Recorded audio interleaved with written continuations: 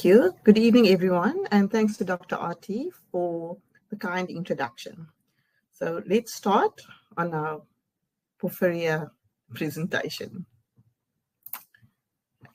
So, released in May 2023, the 6-episode Bridgerton spin-off, Queen Charlotte, depicts the epic love story between Charlotte and King George, where they came together and ruled in the UK for nearly 60 years. According to the writer, it's not a history lesson, but simply fiction inspired by fact. So then, in this Netflix special, what was true? Well, Charlotte and George met for the first time in a garden. Charlotte and George got married 6 hours after meeting for the first time. The pair had a lot of children, 15 in total, and they both shared a passion for the arts. So why my fascination with Queen Charlotte? Well, not so much with her, but definitely with her husband, more interested in the madness of George. So in the mid-1960s, Doctors Ida Malkapen and Richard Hunter, a mother and son psychiatrist team, famously hypothesized that the king suffered from acute porphyria. Few of his ailments included abdominal pain. Sometimes he had seizures. His urine was blue, but this was most likely due to gentle violence that he was consuming. At the time, this was seen as a popular antibacterial and antifungal medicinal agent. So he is basically now more famously known for the monarch who lost America. He suffered serious bouts of illness, and in his last decade, he was basically unable to rule as he became blind from cataracts and possibly deaf. Subsequently, though, many have challenged the diagnosis of acute porphyria made by Malkapen and Hunter, and based on his medical records, people now hypothesize that he most likely suffered from a form of a severe mental illness, possibly bipolar mood disorder. So now I will hand over to Davina to go into some of the pathophysiology and types of porphyria. Thank you, Rishan. So porphyria is a metabolic disorder and is due to enzymatic defects or blocks in the heme synthetic pathway. So on the right-hand side, we have the production of heme, which, as we know, is very important for hemoglobin production, myoglobin production, as well as cytochrome P450 enzyme production in the liver. So when you have porphyria, you have a block in this pathway at various points. And on the left, you can see the enzyme that's deficient. And on the right, you can see the type of porphyria that it results in due to the accumulation of the heme precursors along the pathway. So just to remind us that 80% of heme is produced in the red blood cells, and this results in erythropoietic porphyrias, and 15% of heme is produced in the liver. And a defect here results in hepatic porphyrias. So this is one of the ways in which we categorize porphyrias. The other small percentage, 5% of heme, is present in other tissues like the respiratory cytochromes. So porphyria is basically due to enzyme defects along the pathway. And most of the time, it's genetically acquired enzyme defects, which can be autosomal dominant or recessive. And this is due to mutation in the gene. And this mutation in the gene coding for the enzyme leads to a deficiency of the enzyme. PCT, Porphyria cutanea tarda, is an exception, and this is usually an acquired disorder due to chemical inhibition of the enzyme in the environment.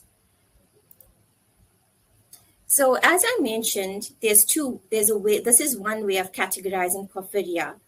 It's where the enzyme deficiency predominates. So it could be in the hepatic system or the erythropoietic system. And for the purposes of time, Rishan and I are going to concentrate on the 3 most common porphyrias in South Africa, and we'll come to that later. With regards to the hepatic porphyrias, you have the very rare LA dehydratase deficiency, and that is rare because it's autosomal recessive. So remember, you need a copy of each allele from each parent for it to be autosomally recessive, and hence it is fairly rare. When you have ALA dehydratase deficiency, we'll come to this later, you have an increase in your ALA, and it leads to increase in ALA and PBG results in an acute neurovisceral attack in the patient. The other type of porphyria, which we will disseminate further information on later, is acute intermittent porphyria. So here the patient has acute attacks and is also autosomal dominant. In this case, you just have to receive one copy of the mutated gene from a parent for it to manifest clinically. The patients are therefore heterozygous for the gene disorder and autosomal dominant. Porphyria cutanea tarda is the most commonest worldwide, and it results in skin disease. As mentioned, it's usually acquired due to a systemic disease or something in the environment, a trigger factor. We'll come to this one later as well. A small proportion, 20%, may be genetically inherited. Hereditary coproporphyria results in both skin disease and acute attacks, is also autosomally dominant, and we're going to give further information later on Porphyria variegata, which is the most common form of porphyria in South Africa. This manifests with both skin disease and acute abdominal pain or neurovisceral attacks, and once again is autosomally dominantly inherited. Then we have the very rare manifestations of erythropoietic porphyrias, where you have an increase in your red blood cell porphyrins. This is in the domain of congenital erythropoietic porphyria, or CP, and this manifests in childhood. And this is known as the werewolf's disease, where the children also can manifest with hirsutism, skin disease, teeth that fluoresce, and it's a very rare disorder. Once again, you have to receive a copy from each parent being autosomally recessive.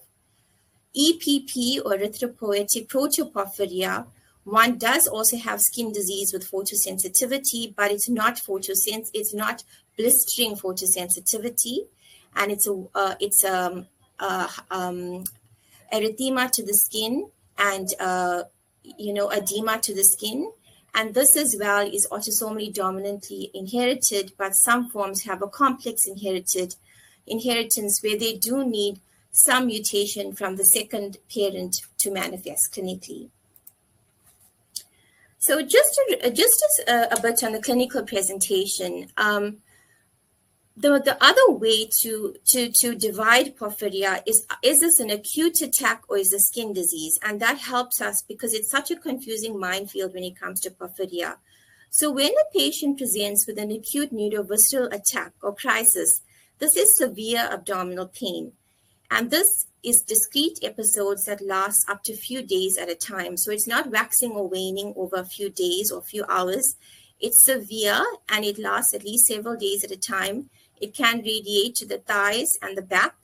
And, in mild cases, it is presenting as abdominal pain, but in severe cases, mimics peritonitis, but you would not clinically find any rebound tenderness or guarding on examination. So there is no peritonitis on examination, but the patients complain of severe abdominal pain.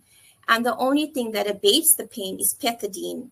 And, the patients must not be seen to be histrionic. One should basically, in mild cases, you can give Paracort or paracetamol and codeine. And in the severe cases requiring hospitalization, one should give pethidine. The patients also exhibit autonomic neuropathy with hypertension and tachycardia, ileus, motor and sensory neuropathy, and if untreated, these patients can have seizures and pass on as well. The motor and sensory neuropathy is quite severe. The motor neuropathy can lead to, like a Guillain-Barré type of syndrome with ascending paralysis. And then the diaphragm, remember, is a muscle. And if that is denervated, the patients need intubation. And this is where the entity of heme arginate is very important. As mentioned, it's important to remember that these episodes last at least several days at a time, and it's accompanied by nausea and darkening of the urine. Remember that what happens is that the neurotoxic precursors, ALA and PBG, are responsible for these signs and symptoms.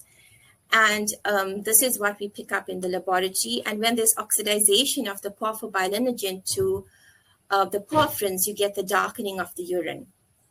These patients also have skin disease. And so the second way of categorizing these patients is skin disease. Does the patient have increased skin fragility with photomutilation, blistering, erosions, scars in sun-exposed areas? And remember that the differential can be scleroderma, but the differentiating factor is that there are scars in the sun-exposed area due to accumulation of the photosensitizing porphyrins. So these porphyrins that accumulate due to the block basically absorb energy and then discharge energy at a 600 nanometer wavelength. And when they do, they damage the lysosomal membranes, leading to the blistering. So that's one way of clinically differentiating, but just to emphasize, one needs lab evidence to diagnose porphyria. One cannot just go on clinical features, and that is what we'd like to emphasize. So to reiterate, the clinical manifestations of porphyria are very wide, including autonomic dysfunction, as we mentioned, the abdominal pain, which can be very severe, tachycardia, hypertension. The tachycardia and hypertension may be moderate or may actually mimic a pheochromocytoma. It may be in that order. Most of the time, the patient have constipation, nausea, and vomiting, and the vomiting also exacerbates hyponatremia and dehydration. Bladder paresis, so they have incontinence. The peripheral neuropathy, the pain starts in the back and the limbs. It may go up to the upper limbs. Paresis, as we mentioned, an ascending paralysis, leading to sometimes quadriparesis. You have a hypotonia and hyporeflexia, so more of a lower motor neuron manifestation. Respiratory paresis, if the diaphragm is denervated, one has to intubate. Cranial nerve palsies, neuropathic sensory loss. And remember that this can be reversed if you use heme arginate timelessly. The metabolic changes include increased transaminases on your LFT. And remember, the darkening of the urine is a giveaway. As Roshan mentioned, that the King George had gentian violet and his urine turned blue. But if he had had porphyria without treatment, it would have been pink or red or purplish. And the word porphyria is actually the Latin word for purple. The other metabolic change includes hyponatremia, and this is due to renal salt wasting, some degree of syndrome of inappropriate ADH. And so one must be careful not to use pure dextrose saline to carbo load the patient. One should also just sometimes use saline or hypertonic saline, depending on the level of hyponatremia. The encephalopathic changes, the CNS changes, the patients might present as mildly confused, delirium, progressing to seizures, even coma, blurred vision. The Babinski sign is negative because it's a low motor neuron manifestation. Cerebellar signs including nystagmus and ataxia. I'll now hand over to Roshan, who will go more into detail on the 3 most common forms of porphyria in South Africa. Thanks, Davina. Okay. So just to summarize what Davina has now presented and bring it back to what we most commonly see in South Africa, Porphyria variegata, which is an autosomal dominant condition. In South Africa, we've got the founder effect with the R59W mutation being present in 95% of patients with variegate porphyria. It presents either with the acute neurovisceral attack, or you can have a skin presentation. Porphyria cutaneatata, as was mentioned, is usually acquired on a background of chronic liver disease, very rarely inherited, and this has a skin presentation only. And then your acute intermittent porphyria, which is autosomal dominant and has an acute neurovisceral presentation. So just again to reiterate, the variegate porphyria and your acute intermittent porphyrias are categorized as the acute hepatic porphyrias. Now, when should one consider testing for porphyria? There are 3 broad categories of patients that you should consider testing. Firstly, your known patients with porphyria or any new patients with acute abdomen or acute neurological symptoms that are otherwise unexplained, skin symptoms suggestive of photosensitivity, and thirdly, a category where patients have a positive family history of porphyria. How would one then approach the diagnosis? So as was mentioned before also, clinical suspicion of porphyria must always be confirmed by laboratory investigation. Skin symptoms and possible acute symptoms must be consistent with the diagnosis of porphyria. Prior to the current generation of diagnostic tests, there was a low threshold for diagnosing varicate porphyria on stool porphyrin analysis and clinical findings. So there are a lot of patients who was basically misclassified as having varicate porphyria and therefore interpret family history of porphyria with caution. Laboratory tests aim to provide a definitive diagnosis not only of the type of porphyria, but you can also estimate the biochemical activity of the porphyria and identify the mutation responsible for the porphyria. Identifying the mutation helps in the subsequent screening of family members. There are some pitfalls to the diagnosis. If an incomplete set of tests are requested, or if you test in between acute episodes, you can yield false negative results. So what should be requested in patients that have suggestive symptoms? This will present on the presentation. If there is a suspected acute attack, in South Africa, most frequently, this is caused by varicate porphyria and your acute intermittent porphyria. So first, you would need to confirm the presence of the acute attack by screening a urine sample for porphobilinogen or PBG. Secondly, you then need to define the type of porphyria and measure its severity by measuring ALA, PPG, and your porphyrin concentrations in urine by chromatographic analysis. If there is a patient with skin disease, it is advisable to submit blood for plasma scan as well as a urine sample for porphyrin quantitation. Plasma fluorescence, the peak at 625 is highly suggestive of varicate porphyria, whereas a peak at 619 with a characteristic porphyrin accumulation in urine suggests porphyria cutaneata. If you have a patient with history of unexplained abdominal pain, submit blood and urine. Urine porphyrins, preferably your ALA, but definitely the PPG, must be shown to be elevated if the abdominal symptoms are to be ascribed to the porphyria. In other words, a patient cannot be diagnosed with an acute abdomen as a result of porphyria if the PPG is not unequivocally elevated. Assessing disease activity in known patients. Again, acute symptoms must not be ascribed to porphyria if you do not have elevated PPG and if there is not an unequivocal diagnosis of an acute porphyria type made in the patient. Congenital erythropoietic porphyria and EPP, I've just included this for completeness because although not commonly seen in South Africa, we do sometimes see this. In patients with active EPP, erythrocytes will show fluorescence on simple screening under UV light, and the emission peak for EPP is at 630 nanometers. This type of porphyria is easily diagnosed by erythrocyte, plasma, and urine porphyrin analysis.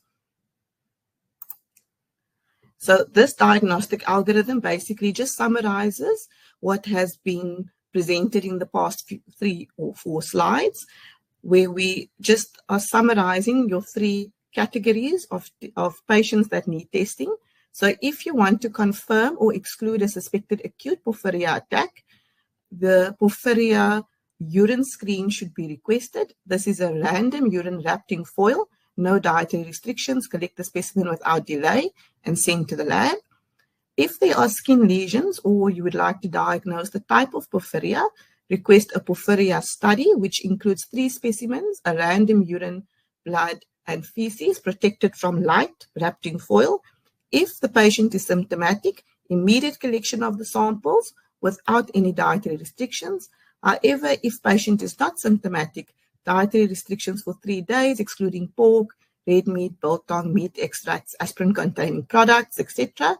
And this is to avoid false positive results. If, however, the Porphyria variegata is suspected, you can send off a Porphyria variegata PCR. The third category, as mentioned, first-degree relatives of known porphyria patients. First, you would need to diagnose the type of porphyria in the index patient. A porphyria study with the 3 specimens, urine, blood, and feces wrapped in foil should be sent if the patient is diagnosed with a type other than porphyria variegata, and a porphyria variegata PCR can be requested if the index patient was diagnosed with porphyria variegata. Just to note, there are some caveats to the diagnosis. The biochemical tests may be negative in the absence of symptoms and in children. So negative results in children should be repeated when clinically indicated until 20 years of age before porphyria can be unequivocally excluded. Davina will now just give us some more information regarding the 3 types. Thanks, Rashan. So we come to Porphyria cutanea tarda, or in short form PCT, which is the commonest form of porphyria worldwide. But in South Africa, actually, Porphyria variegata, due to the founder effect, as Rashan mentioned, is more common. So when it comes to PCT, most of the time it's an acquired illness due to systemic illness or things in the environment, rather than genetically inherited autosomal dominant disorder. The homozygous form is very rare, and this may have been precipitated in childhood by chemotherapy for a neoplasm, and the homozygous form is very severe. The rest is heterozygous or autosomal dominant, but even the genetic forms requires environmental precipitant. And we'll come to these precipitants later on. So what happens if you look at the right, you see Porphyria cutanea tarda there, and on the left, you see the enzyme that's actually being inhibited, or there's a genetic mutation leading to a defective enzyme being produced, the UD enzyme. So what happens in the cases of precipitants, they basically inhibit this enzyme. There's chemical inhibition of this enzyme due to, for example, excess iron in the case of hemochromatosis. The good news is that PCT is readily treatable because many of the stresses that inhibit the enzyme can be removed. And so the good news is that it is readily treatable in many cases. So in this PCT disorder, there's no acute abdominal symptoms, as Rashan mentioned. You have the skin manifestations in PCT because of accumulation of the photoactive porphyrins under the skin. So many times this disorder, these patients may present to a dermatologist, but just remember that this is a medical disease, and the underlying precipitating disease may also warrant attention and treatment. And very often when you treat that disorder, then you treat the PCT. These are the precipitating factors to both the sporadic as well as you need the trigger for the genetic form. So even if they have the mutation, the autosomal dominant mutation, they still need a trigger. And this includes hepatic iron overload in the case of hemochromatosis. And many of these patients have both the mutations for PCT and hemochromatosis. Significant alcohol use can be a precipitating factor to PCT and the skin manifestations. Estrogen exposure, including oral contraceptives in females, HRT, as well as in males who are on treatment with estrogen for prostate carcinoma. Chemical exposure in industry, hexachlorobenzene and dioxin. I think hexachlorobenzene is used in laundromats as well. Viral infections, including Hep C, which is a very big precipitant, as well as HIV. End-stage renal disease, and this is because in your renal disease, your porphyrins are accumulating because they're not being excreted. And you also get the entity of pseudoporphyria in patients on dialysis because of the use of aluminum hydroxide. Other things like lupus and lymphoma can also be triggers to PCT and skin manifestations. So this is a picture of a patient with PCT, and you can see the blistering, the photosensitive blistering over his knuckles in the sun-exposed areas, the hypopigmentation, the erythema as well. And you see the skin puckering around the lips, and so this can very well mimic scleroderma. However, you see these manifestations on the sun-exposed area, and so that's your clue. You also have thickening over the knuckles, and the underlying condition in this patient was a hemochromatosis. So the iron basically accumulates in the liver and causes an inhibition of the UD enzyme. So as mentioned, in PCT, it's important to remember that as opposed to EPP and CEP, these are fluid-filled blisters, so it's vesicular erosive photodermatitis. The blistering and scarring is in the sun-exposed areas. There's hyperpigmentation, hypertrichosis in some instances, so that's the appearance of extra hair, tightening of the skin, and photomutilation. Photomutilation means like auto-amputation of the digits, even the pinna of the ear or the nose if severe. And the pathogenesis, to reiterate, is that the porphyrins that accumulate under the skin, that when they discharge the energy at a higher wavelength, they at a low wavelength, they damage the lysosomal membranes. So how do we investigate these patients? We take a good history and we look at what could be the precipitating factor in these patients with regards to alcohol use, with regards to possible liver or renal comorbidities. And so the investigation should include a full liver function test because patients with, as we mentioned, hepatitis C are prone. We should do an iron studies to screen for hemochromatosis, to look at percentage SATs, and to look at our ferritin levels. We should do genetic testing for hemochromatosis, and at AMPATH, we do look at the HFE gene.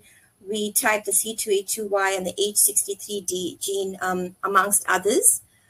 One should look at the HIV status of the patient because these patients, they're in HIV itself, there's an inhibition of that enzyme.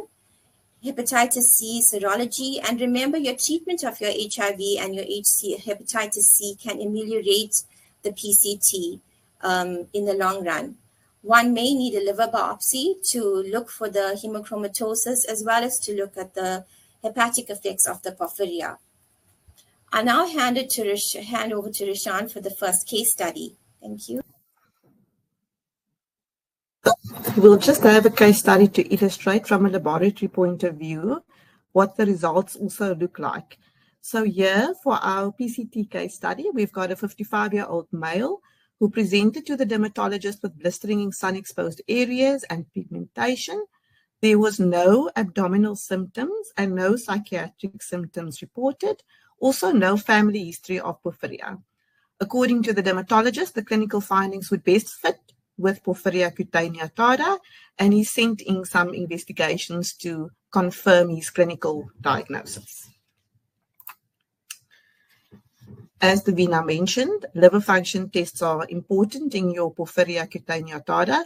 This patient had a raised gamma GT with raised transaminases and a reversed AST-ALT ratio.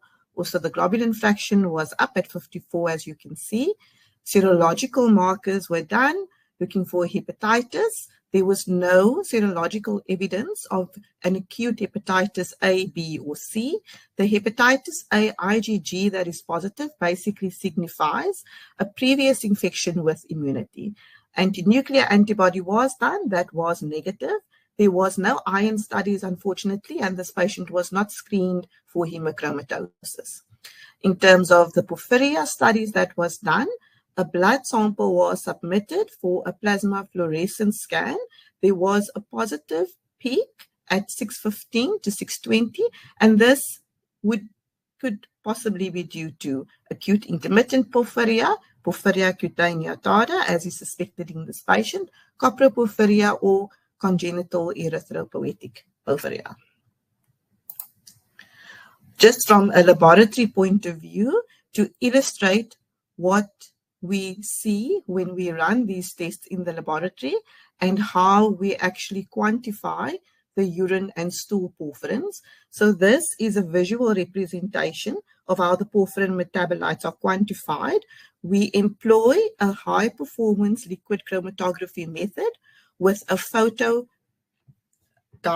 array detector, which basically detects the absorbance. On the y-axis, you've got the absorbance in absorbance units, and on the x-axis, the various porphyrin metabolites are separated by time. So each metabolite will have its own retention time. With the use of the controls and standards that are also put up with the sample, the height of this porphyrin peak is then used to quantify the porphyrin metabolite.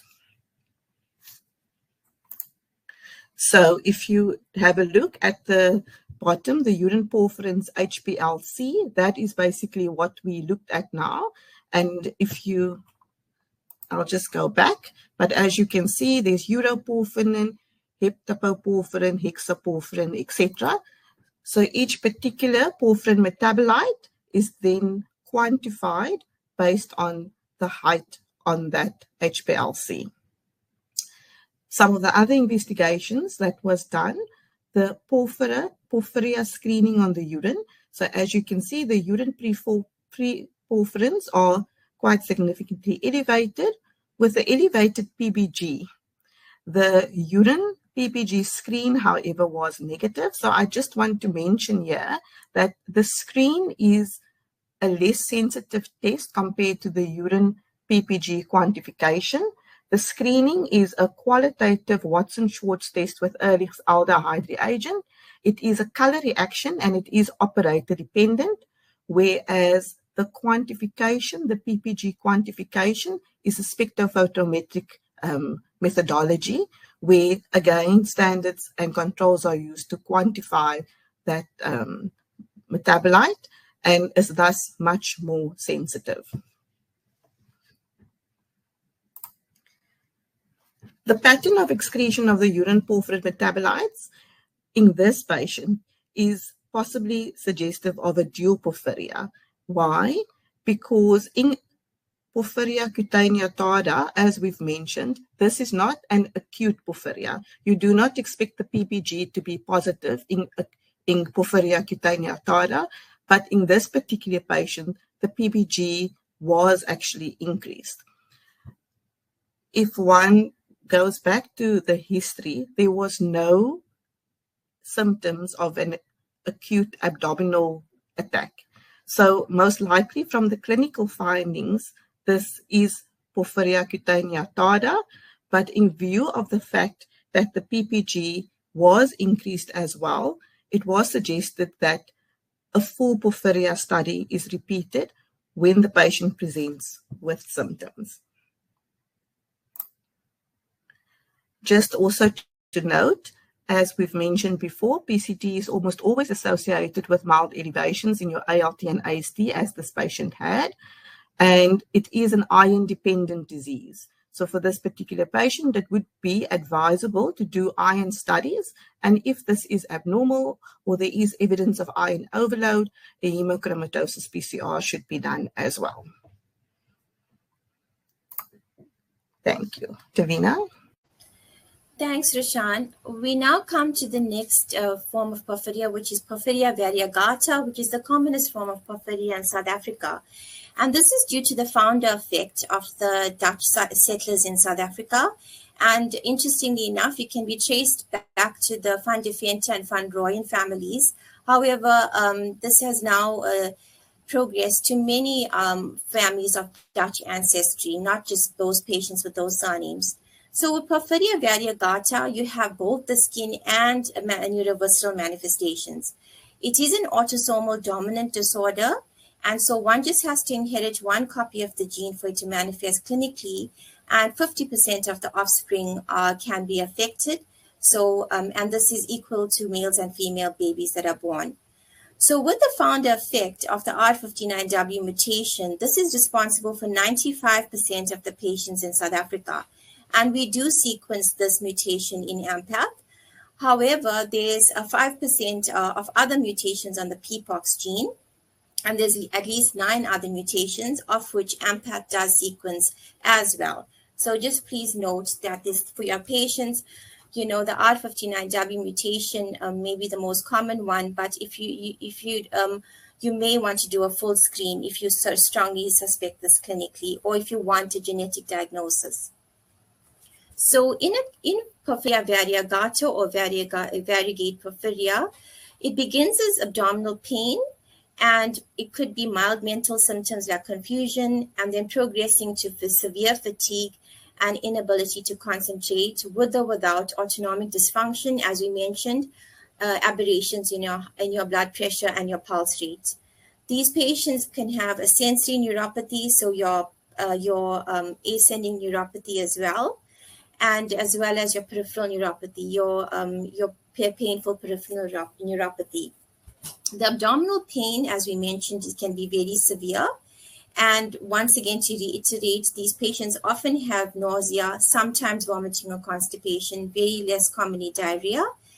And the biochemical disturbances to note is that you'll find an increased urea on your UNE due to dehydration, sometimes, not all of the time, hyponatremia due to renal salt wasting, as well as syndrome of inappropriate ADH. But it's important not to fluid restrict the patients because the SIADH is just an exacerbating factor. It's mostly due to renal salt wasting. So you need to replace the sodium with regards to a saline drip. And in severe attacks, the patients may have hypomagnesemia as well. So a CPM is important to take a CPM. Severe attacks, as mentioned, you can get motor neuropathy and therefore affectation of your diaphragm with respiratory failure needing intubation. And these patients may also present in the form of psychosis as well as anxiety. So a Swedish study did find that many of these patients have actually been classified as bipolar or schizophrenia, but it was actually underlying porphyria that was the cause. Some of the complications of porphyria variegata, so these patients can end up having seizures because the block leads to accumulation of ALA, which is neurotoxic. The hyponatremia in itself can cause seizures, as well as the pethidine, a metabolite of pethidine, which is given for the abdominal pain, can also bring on seizures. The other complications, as mentioned, include paralysis, as well as adrenergic crisis, where one would think of a pheochromocytoma because of the high pulse rate and increase in blood pressure. The skin lesions very similarly mimic PCT, where you have it in sun-exposed areas, fluid-filled blisters, and remember that trauma does precipitate the onset of the skin lesions. So, if these patients hurt themselves, then this can precipitate the onset of the lesions. They also have milia, which is small waxy white lesions, little pinpoint lesions on the skin. Hyperpigmentation, hypertrichosis, sclerodactyly, which is tightening of the skin on the digits, and photomutilation or amputation in the severe homozygous form. The pathogenesis, I just wanted to mention that most of the sun protecting agents that we have in the market protect from UVB light. But in porphyria, a lot of damage is done by the longer wavelength UVA light.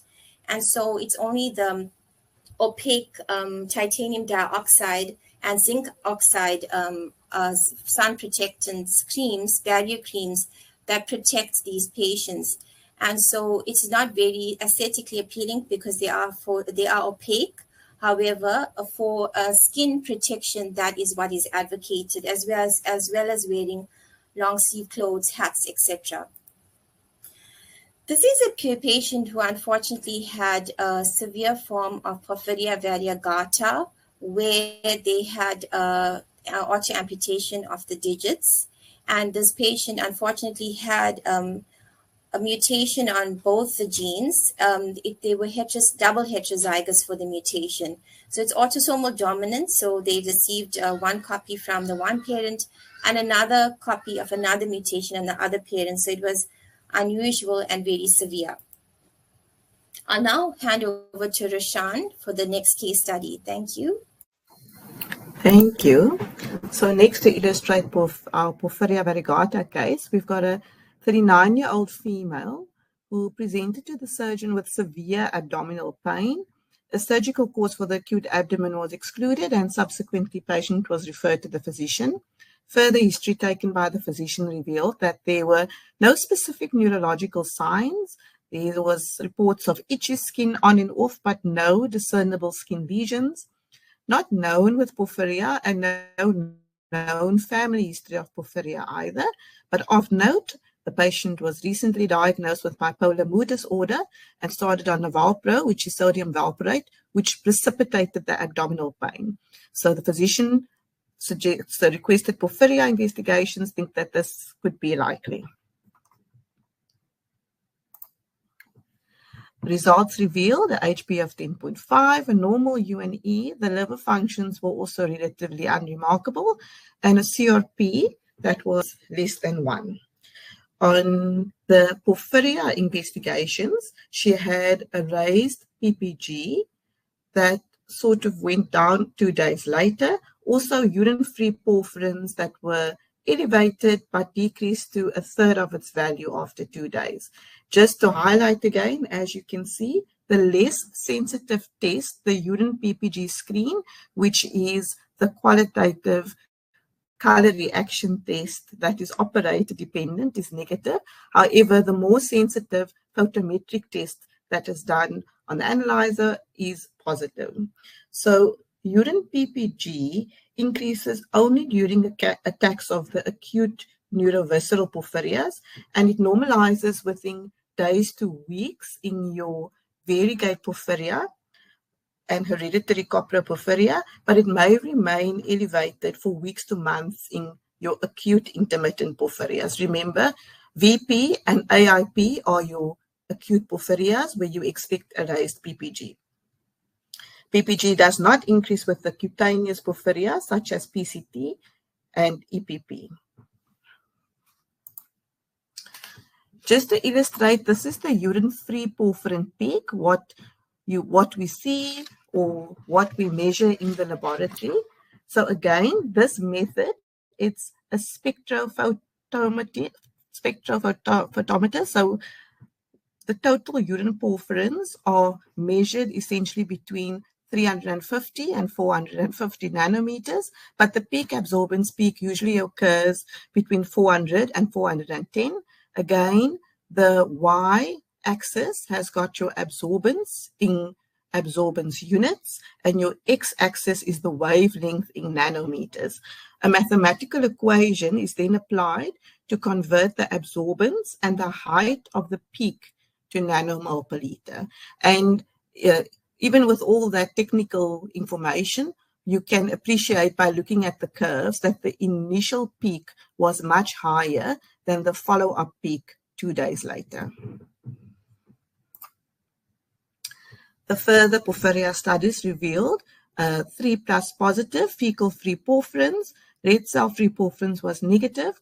The plasma fluorescence scan was positive with the plasma emission peak at 615 to 620 nanometers. This is seen in AIP, Porphyria cutaneotara, coproporphyria, and CEP. It is unusual for variegate porphyria. And if one then looks at the urine porphyrins and the fecal porphyrins that is quantified on the chromatogram, what is striking is on both urine and fecal porphyrins, the coproporphyrin is significantly elevated compared to the other porphyrin metabolites. So these findings of the significantly elevated coproporphyrins in urine and feces is suggestive of Porphyria variegata. However, as I mentioned, the fluorescence emission peak is not at 625, which is what is expected in VP, and your fecal protoporphyrins is not as or more elevated than your coproporphyrins, which is what you would expect in VP. So for this patient also, there was a lot of findings that was suggestive of a recent Porphyria variegata, which would be in keeping with the clinical findings as well of the presentation, acute abdomen.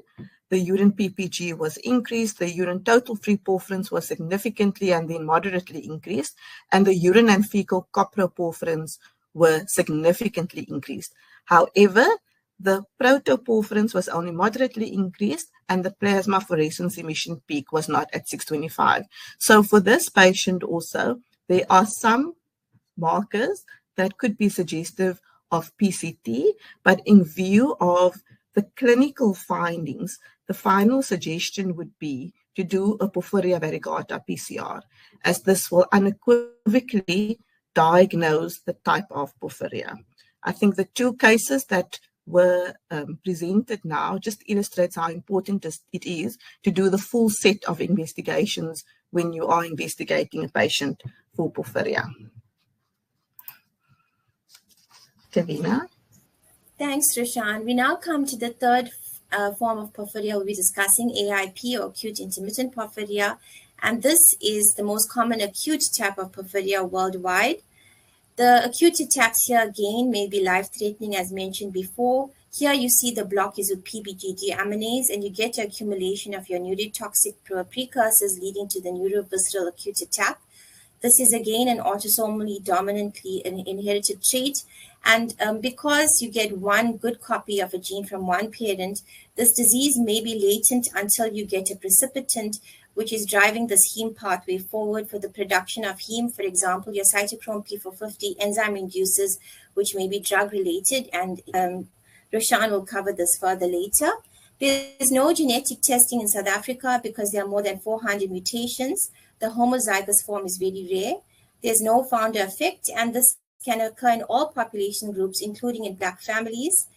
And so unfortunately, the enzymatic estimation as well as the genetic mutation is not yet available in South Africa.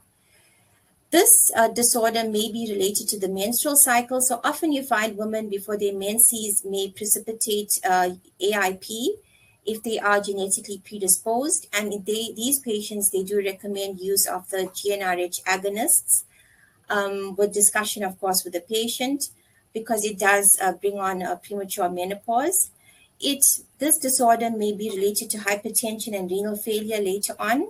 And the treatment is, as we mentioned, for acute attacks with acute abdominal pain, to abate the acute abdominal pain and to take drug precautions and removal of the offending drug. And the only true cure is liver transplantation, but obviously that has your risks of immunosuppression. I'll now hand over to Roshan on an interesting case on AIP. Thank you. So our last case study is a 16-year-old female. I don't have any history. It was a referral from the NHLS, but from the get-go, one can see that the urine-free porphyrins are increased, and there's a significantly elevated PPG with a positive PPG screen as well. So the increased urinary free porphyrins and positive urinary PPG indicates a current attack of an acute porphyria at the time of the urine collection. Looking at the pattern of the porphyrin metabolites, there is a significantly elevated uroporphyrin. And if you think back to which enzyme is actually blocked, it would make sense why that uroporphyrin is so much more increased compared to the other metabolites. So the pattern of excretion of the various porphyrin metabolites is suggestive of acute intermittent porphyria. There's a positive urine PPG. The urine total free porphyrins are overtly increased, and the urine uroporphyrins are overtly increased. Plasma fluorescence emission scan was positive with a peak at 615 to 620, which is what you would expect to see in acute intermittent porphyria, and the Porphyria variegata PCR was negative. So for this patient, there was a definitive diagnosis of AIP made, and at the time that the urine was submitted, there was confirmation that it was an acute attack. And I think the case just highlights the value of a complete investigation in confirming the acute attack and also the underlying type of porphyria. So for the last few slides, we'll just go through some basic principles. So what factors can precipitate an acute attack? Administration of porphyrogenic drugs. If we think back to our first case, this patient received sodium valproate, which precipitated her abdominal pain. Alcohol or infection. The second case, there was a raised GGT and the AST-ALT ratio was reversed, which is what we see in chronic alcohol use. So maybe that was a factor. Reduced calorie intake, stress, menstrual cycle, as Davina mentioned, occasional patients with AIP shows a pattern of recurrent acute attacks, typically arising 1 or 2 days before the onset of menstruation. And our AIP case was actually a 16-year-old female. So I wonder if this was actually what precipitated her acute attack. Just of note, fairly commonly, patients present with an acute attack without any obvious precipitating factor. General principles of the management of the acute attack: careful drug history, check your UNE, and in severe cases, calcium and magnesium. Remove or treat the precipitating factors such as unsafe drugs and infection. Adequate analgesia. Pethidine is used. There is no risk of addiction as acute attacks are usually short-lived. The common error is to give too little pethidine, or as Davina said, to label the patient that he is histrionic or addicted. Fluids, most patients are dehydrated, so you rehydrate with 5% dextrose. And the only uniformly effective therapy is heme arginate, which requires effort to obtain and is quite expensive, so therefore not always readily available. General principles of the management of skin disease. Cardinal to the pathogenesis of skin disease is the triad of porphyrin accumulation, exposure to ultraviolet light, and minor trauma. So that is what one should try to avoid. Minimize the accumulation of porphyrins by stopping all your unsafe drugs, reduce smoking and alcohol, reduce exposure to UV light, lifestyle modification, and as was mentioned, the opaque sunblocks that have the zinc oxide are better, but it's cosmetically usually unacceptable. Avoid trauma, so wear protective gloves when carrying out activities that may damage the hands, such as when you are working in the garden.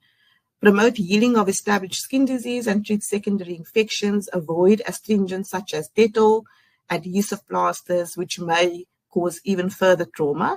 For Porphyria cutaneata, we've said venesection as iron deficiency actually protects against the disease, and chloroquine therapy. And for EPP, beta-carotene therapy is administered. Just some quick notes on prescribing in Porphyria. So heme requirements increase due to metabolism of many drugs, commonly through the induction of cytochrome P450 enzymes.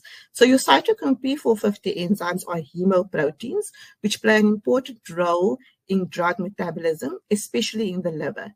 As a result of the induction, more of those hemoproteins are synthesized, which in turn then induces heme synthesis in order to provide the required heme that you need to make the hemoprotein.